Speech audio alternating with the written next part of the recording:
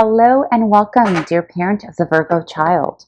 I hope you're doing fantastic. Hope you're off to a great September here. And thank you so much for being here. And please remember to subscribe if you haven't already done so. I am super grateful to you for that.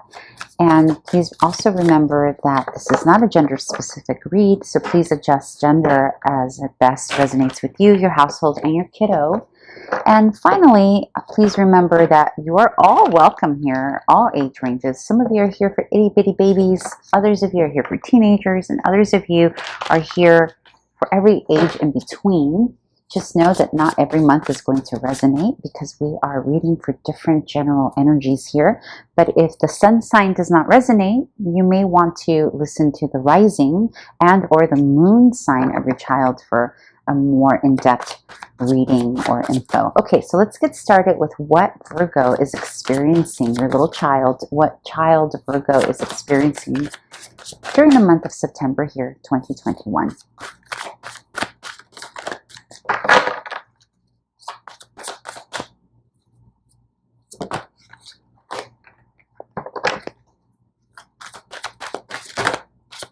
This little Virgo experiencing here during the month of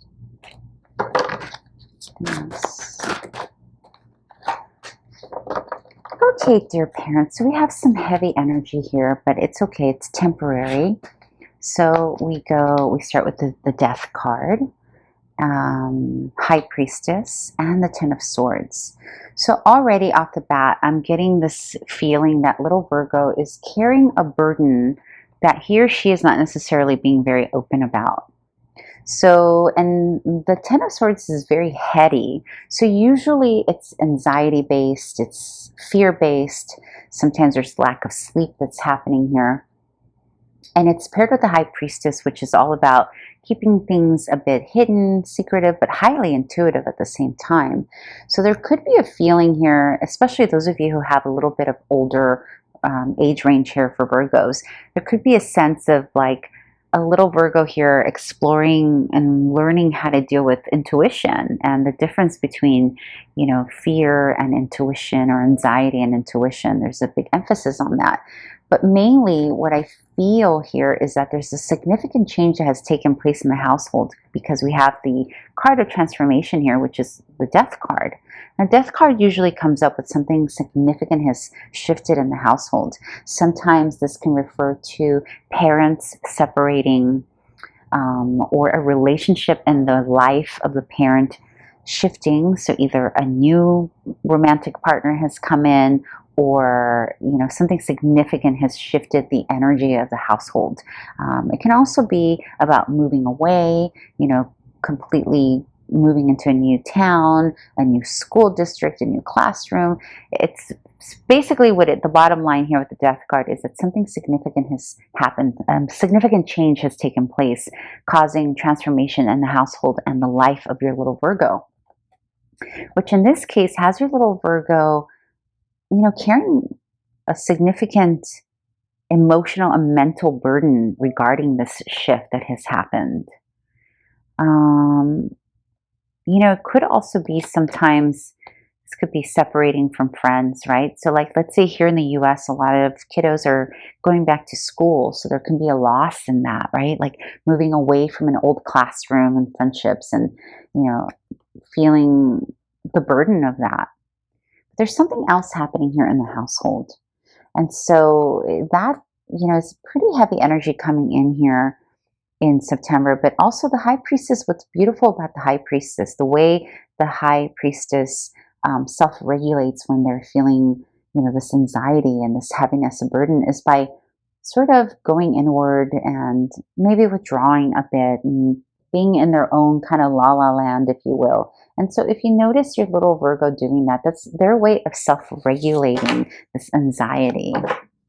Let's see what the potential conflict or challenge is, or maybe this can give us some information on why they're feeling this burden or, you know, need to withdraw. Okay, dear Spirit, so what is the conflict challenge here? Okay, yeah, so there's some moving away from something or towards something. What is happening here? Maybe somebody in the household has moved away or traveled or gone away or been gone for a while. Okay. Yeah, movement. Okay. All right. So the conflict and the challenge, we have the Three of Wands paired with the Chariot. And they're both cards of movement forward. They're both cards of change and scenery. So, you know, this burden or this anxiety or transformation could be due to maybe moving to a different household, different home, different neighborhood, because the Chariot is paired with the Three of Wands. It's somewhere, you know, the Three of Wands represents environments that are very different from that which we're used to. And that can be the conflict, right? There's an adjustment of this new energy. And this can also be traveling, by the way, traveling to an environment that's so different that's causing them a bit of a heaviness here because they're not used to it. The Three of Wands sometimes brings, you know, diversity too. Maybe the place that you're moving to or the place that you're visiting is just so different from what they're used to. And that's a little heavy on them, right? Because they're not used to it. And so that is the challenge and conflict here for your little Virgo. But let's see what you as a parent are being advised to do regarding the situation. How you can help potentially alleviate this heaviness or burden. What advice do you have for the parent of Virgo? We have a flyer. Let's see what flew out. Oops. Okay. Oh, interesting. Okay. So this one flew out. I'm not sure if it was meant for the reading, but I'm going to take it. It didn't flip the way I usually like it to, but I'm going to still take it as an aside. So I'm going to set that here for a bit. These flipped for you, though, the Queen of Cups and the Seven of Pentacles. So this is about integrating consistency wherever it is that you're currently rooted.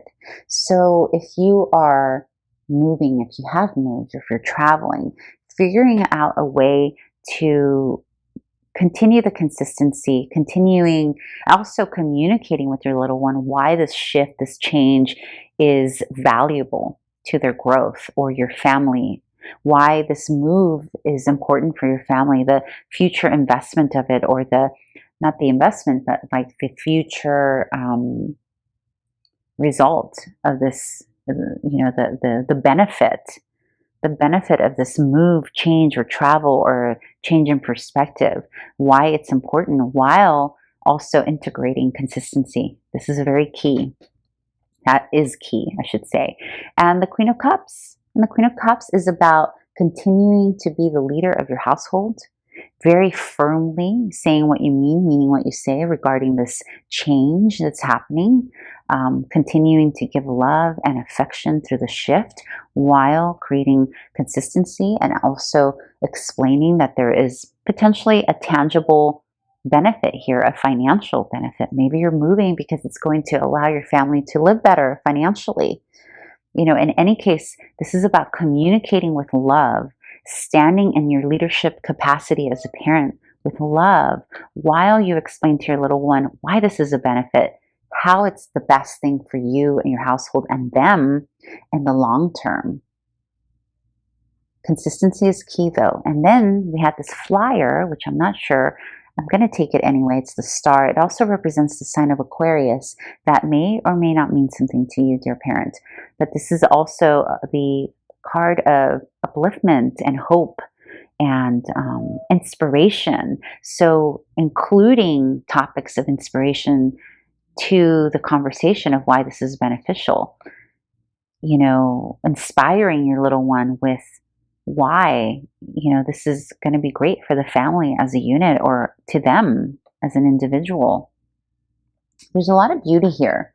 There's a significant shift that you're going through here as a family unit potentially, or even just some shifts and changes you're making here in the life of Virgo and their environment that is going to bring in a very beneficial outcome in the future. Like, this is about building roots for the future. It's about planting the seed, right? Because it's going to give dividends later on.